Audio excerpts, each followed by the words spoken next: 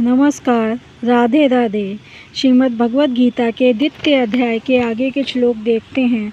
इसका 54वां श्लोक है द्वितीय अध्याय का, जिसका गीता सार नाम है। उस गीता सार नामक अध्याय का 54वां श्लोक है कि अर्जुन उवाच। अब तक भगवान श्री कृष्ण ने अर्जुन को समझाया और अब अर्जुन पूछते हैं कि स्थित प्रज्ञस्य का भाषा समाधिस्तस्य केशव स्थितधि किम प्रभाषेत किम आसीत व्रजेत किम।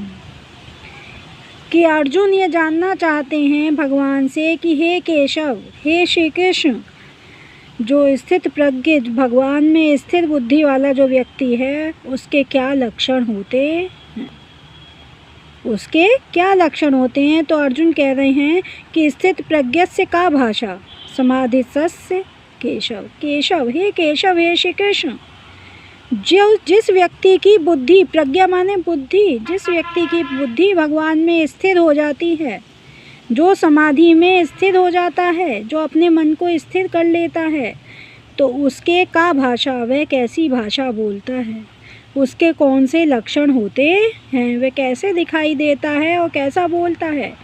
स्थित धी क्रम प्रभाषित, आगे पूछते हैं कि स्थित धी, स्थिर बुद्धि वाले, धी माने बुद्धि, स्थिर बुद्धि वाला व्यक्ति किस तरह से प्रभाषित, किस तरह से बोलता है, और किम आसीत, और वो किस तरह से बैठता है, किस तरह से रहता है, और व्रजेत किम, और किस तरह से, व्रजेत माने चलता है, किस तरह से चलता है, उसके लक्षण कैसे होते हैं। इस तरह से अर्जुन भगवान श्री कृष्ण से पूछना चाहते हैं। अब आगे का श्लोक है, आगे का श्लोक है कि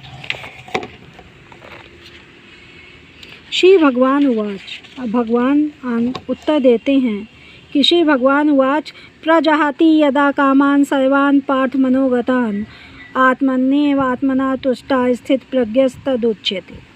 कि स्थित प्रज्ञ किसे कहते हैं, स्थित प्रज्ञ की परिभाषा देते हैं कि श्री भगवान उवाच की प्रजहाति यदा कामान, यदा जब व्यक्ति अपनी सभी मनोरथों को, मनोगतान मन में आने वाले, जब व्यक्ति मनुष्य अपने मन में आने वाले सभी मनोरथों को, सभी इच्छाओं को प्रजहाति त्याग देता है, हे पार्थ, वह उन्हें त्याग देता है।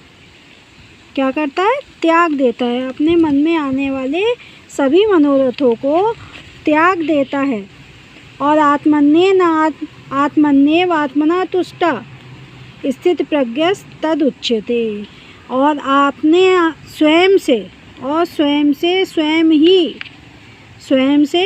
स्वयं ही संतुष्ट हुआ, अपनी आत्मा से स्वयं ही संतुष्ट हुआ जो व्यक्ति है, जो अपनी हर इच्छा से संतुष्ट हो जाता है, वह व्यक्ति स्थित प्रज्ञ कहा जाता है। स्थित प्रज्ञस्तदुच्यते, वह व्यक्ति स्थित प्रज्ञ कहा जाता है।